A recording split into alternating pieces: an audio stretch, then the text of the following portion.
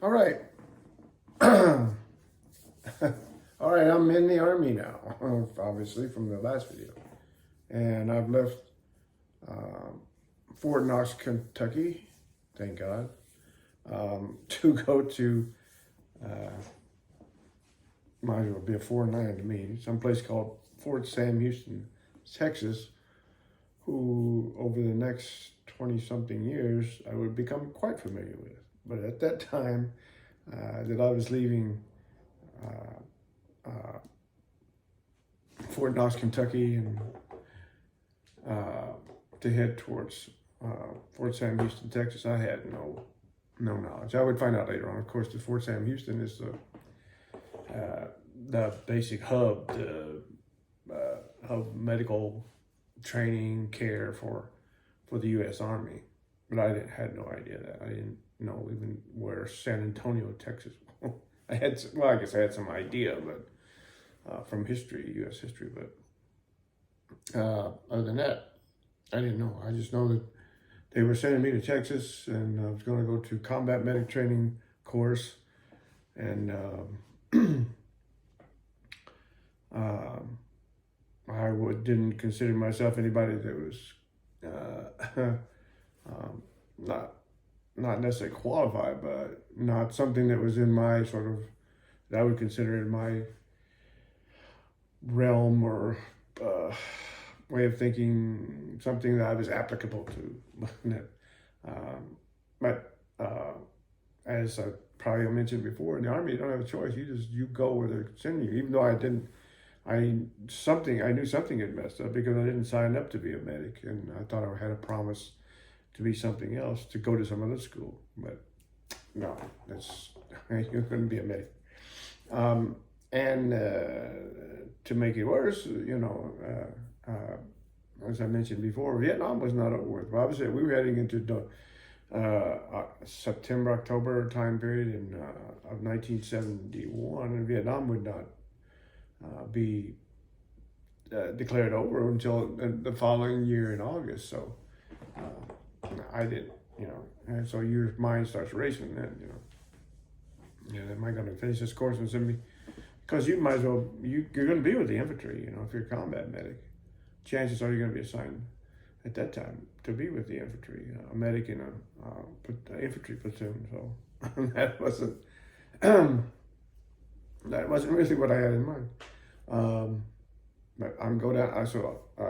Get on a plane for the first time in my life after we graduated from basic training. Get on a plane in Louisville, Kentucky, and it's probably the first and the last flight I could ever say I really enjoyed. Because it was all new to me. I didn't know what it's like to fly on a jet airplane. And so I still remember that vividly, taking off from the airfield there in Louisville, Kentucky, on the way to I'm pretty sure I had a window seat, and so you could see outside real well. And I thought, well, this is as I would later go on I would have a sort of fear of flights, especially taking off and landing. They always got to me, but I'm on my way to San Antonio, Texas, and as I mentioned, may have mentioned, one of the guys in the platoon that I was with in basic training, his name was Black, and big guy. I believe Black was from Wisconsin or somewhere Wisconsin, Michigan, somewhere upper Midwest, and we weren't really, we were sort of friends in basic training. He was in the bunk above me. Black was kind of a tall guy. He must have been 6 feet, at least 6'1", 6'2". And, he was also going to combat medic course. So we met up when we got down to San Antonio. So made things a little bit easier. At least you knew somebody. And, so anyway, we could take the airplane flight, get to San Antonio, Texas, and start out on this course to be a combat medic, which I believe at that time was 10 weeks. Yeah, 10 weeks. 10-week course. Now, we're in advanced individual training, AIT. So you had a basic training, and so things loosen up a little bit. I mean, you didn't have a drill sergeant anymore, but you had cadre there, the sergeants who were still trying to keep, discipline and so forth. We had some better barracks there than we had at Fort Knox, Kentucky. The barracks at Fort Knox were still left over from World War II era, so these were a little bit more of the concrete instead of wood, and they weren't all that great, but still open bays, but a little bit more. They were smaller and a little bit more modern than the barracks that we had. So I just tried to apply myself as much as I could there. Like I said before, I wasn't in. At that time, I thought, I had really made a mistake, by joining the Army, and I thought, well, I'm just gonna. My feeling was I was just gonna do my time, which was a lot of time, but and just do what I had to do, get by, and so I just applied myself as best I could, at becoming. Did these classes to go through these classes to become a combat medic, And by the way, the 10-week basic medic combat medic course. Years later, I find out that in no way qualified you to go to combat and take care of injured troops, and it wasn't. But it's like a lot of things, as I would find out later. You go to school, but you find out most things on the job training. So you get most of your training from when you got to union from the senior people there that would kind of guide you and hopefully direct you and teach you.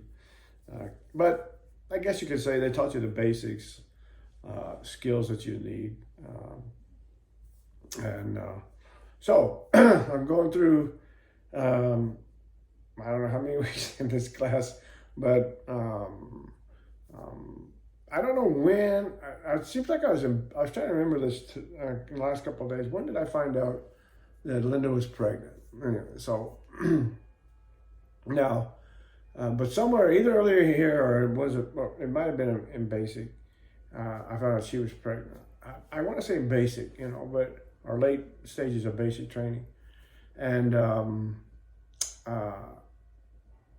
the pregnancy was. It was a little bit of a surprise. Wasn't no, well, and but I always thought that maybe people would think that that forced us to get married. You had to get married, something like that, and but anybody that would even mention that or say something to that effect, or I said no, we were. Linda and I had been going together for a couple of years at that point, from back when she was like a 8th grade or freshman, and I was like a sophomore or so in high school. And no, we were in love. And the whole idea was, after I joined the Army, she was going to come be with me. We were going to get married. In other words, the plan to get married was already, that was just going to happen. The pregnancy didn't have anything to do with it, as far as were we going to get married or not. No, that was going to happen, The pregnancy just speeded things up, because here I am, the son of a family who goes to a Baptist church, and here she was a daughter of a family who goes to a Catholic church. So there's the initial rub, okay. Well, first of all, now you got to remember we're back in 1971, so it's 50 years later now. So you say, well, what's the rush to get married? Well, you have to take things into context, into the time that we were at then. I mean, young pregnant girls, once they start showing, I mean, that's not something that's society that was kind of frowned on. Why aren't you? You're pregnant, you're not married. Remember, 50 years, times change, attitudes change, And so, but at that, that was, so for our families, that was like, well, this can't happen, And so, okay, well, they got to get married, but where are they going to get married at? A Catholic church, a Baptist church, or where? So I think my recollection was my dad was like accepting of that, as long as, and I guess her family, the Frick family, were accepting of it with some little caveats. Uh, um, and we finally, I guess they found a priest in a church, a Catholic church in Dale, where we would get married, who consented to marry us. And the only, like I said, the only caveat was that we weren't going to say that we would absolutely raise our kids, bring them up in a Catholic church and so forth. I believe the statement was to the effect that we would bring our kids up in a Christian home, and but we would, it'd be up to our children. We weren't going to force them to go to any church, Catholic or whatever. So that was sort of the caveats or whatever you want around that. And so I'm about 4 weeks into my combat medics training in Fort Sam Houston. And I don't know how this, I'm trying to remember this the other day. How did I get the money to go home? I didn't have any money. So somehow, so I don't know who came up with the money or whether I borrowed from the Army or how it went, but I got enough money to take a flight and go home and get married over a weekend. And that would have been November the 6th, 1971. Yeah. I can't remember much of it, but sometimes I'm almost positive that's the date we were married. And so 3-day weekend, I get there, or we go to church to get married, and we spend a day together, or a day and night, and I'm probably back on the flight Monday morning back down to Fort Sam Houston, Texas. So we're married. And so that's that was the first pregnancy, and which I think I may have mentioned before, but that would have been Christopher, and I'll talk a little bit more about that later. So back to Fort Sam Houston, and get back in school, and I think probably I spent Thanksgiving. Yeah, I remember Thanksgiving there. And then going through that, there was like a lot of things has happened into a compressed time. I mean, from the time I decided I was going to join the Army, have things just all twisted around on me as far as what I was going to do, job wise, but it would take one other twist before I left Fort Sam Houston, and that was getting back to the promises I thought I had of what type of job I was going to have and where I was going to be stationed at. About 6 or 7 weeks into my training there at Fort Sam Houston, I get the head shed says I get a message down that I'm supposed to, my sergeant or somebody from the cadre there told me you need to go over to a personnel office and see Captain so I don't remember his last name was, but anyway, I had to go to personnel, and usually the only time you go, and when they start sending you, pulled you out of the class to go, so you got to go see somebody. Usually it's like, oh, what did I do now? What did I do wrong? So I was just. Crap, I didn't do anything. I'm like, what the heck? So anyway, I go over to the time and date designated for me to be there, and report it in. And this officer and personnel, they were in the process of getting the orders ready for us for our assignments after we finished combat medics class, medic training there. And he says, after have a seat, said, we got a little issue on your assignment orders. And I'm like, oh crap. You had, when you came in, you were given a guaranteed location and a guaranteed job. I go, yeah. Well, I'm thinking, I didn't say that, but I'm thinking, yeah, I'm guaranteed a job, and here I am as a medic. I thought it was going to be. Said, well, that wasn't supposed to happen. There was some type of mistake there, and so you ended up being a combat medic, but you still have your guaranteed location. And I'm going, okay, so I'm going to Van Nuys, California. That's what I'm thinking. But we already printed orders for you for a different location, but you'd have, but either we're going to have to redo your orders and give you your guaranteed location area, or you can keep the location that you have, And so I'm thinking, well, again, I'm thinking, what, it's like, where does it say Vietnam or what? I said, well, what orders were you having me going to? What do you have already printed up as my labels, as my location? Where am I going to be assigned to, after I leave here? And he said, well, it's Fort Benjamin Harrison, Indiana. And I go, I can't impress upon you how naive and young and unknowing and just Du Bois County hickish I am. I don't know where Fort Benjamin Harrison. I know where Indiana is, and so I think out of all those things that came out of his mouth there at that time, the only thing I picked up on was Indiana. You're going to send me to Indiana after I leave here instead of California or Vietnam?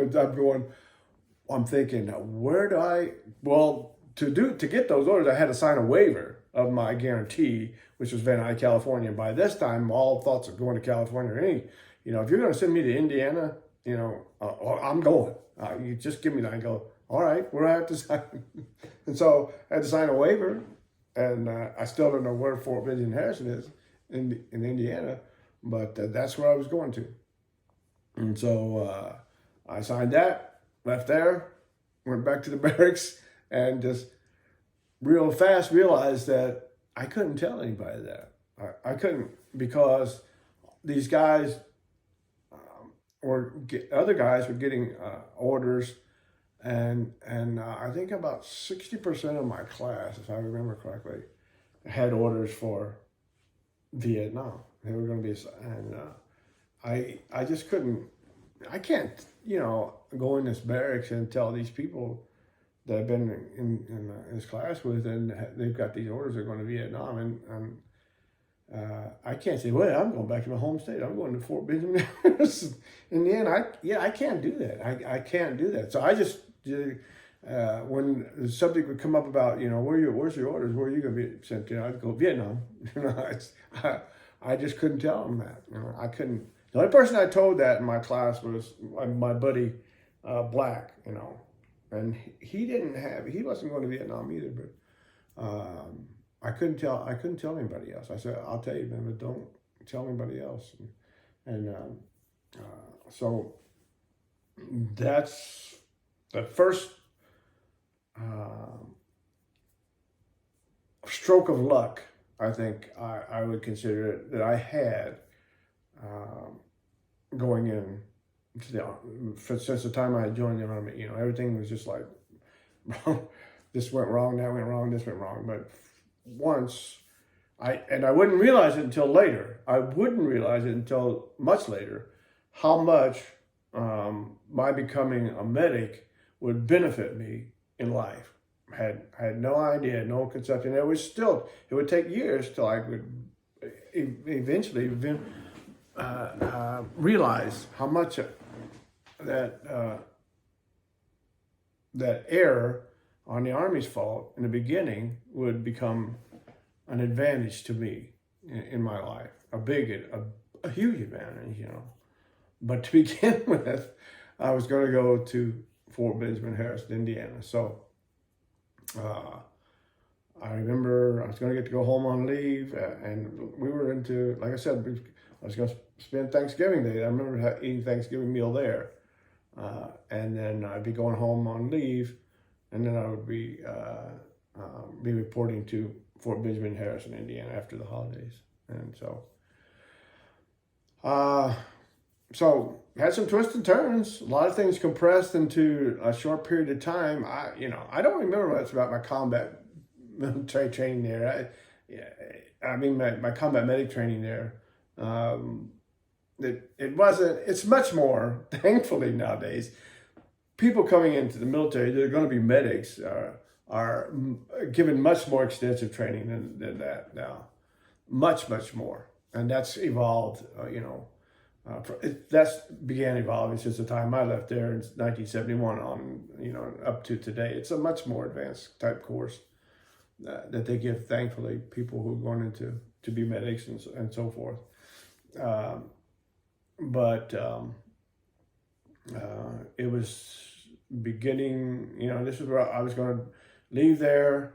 I don't know, I was probably average in that class for that 10 weeks. I don't remember that we had a class ranking or anything like that, but I did good enough to pass the class. And like I said, my full intention was just to go to wherever they're going to send me after this and do my 3 years, I think, and then get out and go back home to Huntingburg, Indiana, because that's where I belong, in Du Bois County. Yeah, right. And so, finished combat medic training, go on, and then it's off to, I will be off to Fort Benjamin Harrison, and with a new wife, and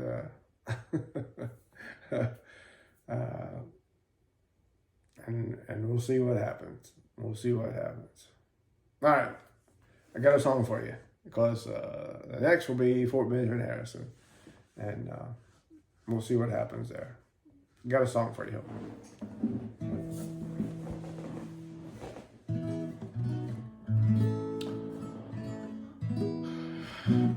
The song is Borrowed Angel. It was originally written and done by Mel Street, 1972-1973 time period. Mel Street would say that his idol was George Jones, who coincidentally, about a year or so later, he recorded the same song, or as the lingo goes, covered this song.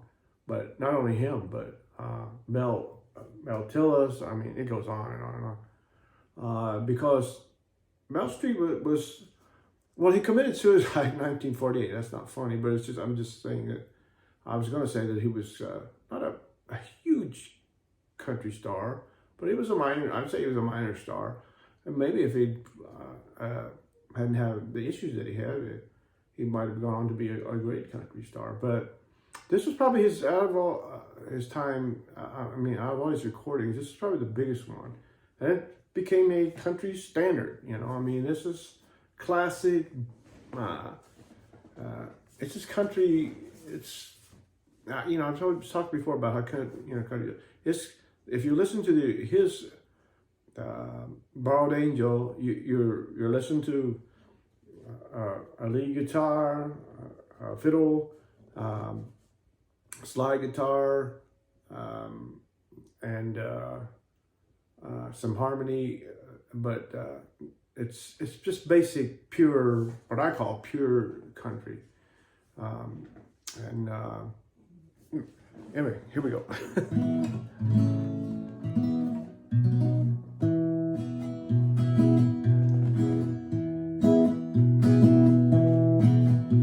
Her fingers feel so gentle with her hand in mine. Her hair feels like silk on my arm. Her lips tell me so tenderly that she's mine alone, until we part tonight and she goes home. Borrowed angel belongs to someone else. I love my borrowed angel, I just can't help myself. That ring on her finger don't belong to me, but she loves me, and I know she'll save some borrowed time for me.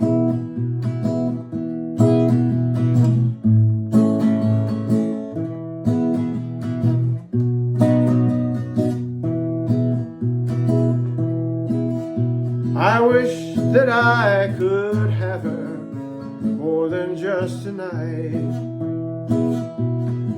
can't go on like this, it isn't right. When that lonesome feeling comes a knocking on my door, I'll call my borrowed angel to heal my pain once more. Borrowed angel belongs to someone else. I love my borrowed angel, I just can't help myself. That ring on her finger don't belong to me, but she loves me, and I know she'll save some borrowed time for me. Yes, she loves me, and I know she'll save some borrowed time for me.